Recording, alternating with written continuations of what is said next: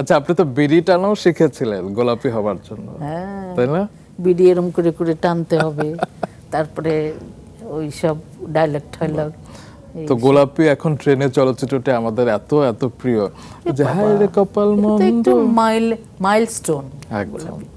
Moscow ফেস্টিভ্যালে গেছে, মৃণাল সেন বলে তোরা এত সুন্দর ছবি বানাস, এত সুন্দর ছবি। বাহ। এখন কিছু হলে হয় না যে ভাইরাল হয়ে যায়, তো গোলাপি এখন ট্রেনের চলচ্চিত্রের অনেক সংলাপ আছে যা হয়তো এখন মুক্তি পেলে অনেক ভাইরাল হতো। আমি শুনেছি যে সে সময় অনেক জনপ্রিয় হয়েছিল সংলাপগুলো। হ্যাঁ, সংলাপ অনেক জনপ্রিয়।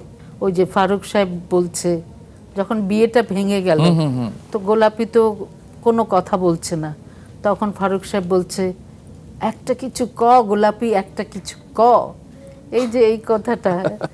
আর তারপরে আরো যেমন আমরা ট্রেনে করে যাচ্ছি, আমি রওশন জামিল আর আনোয়ারা, তো আমরা তিনজন যাচ্ছি।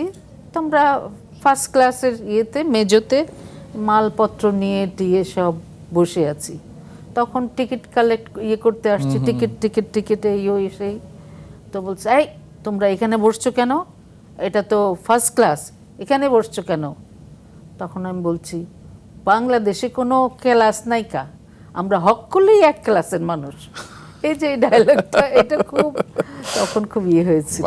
চমৎকার।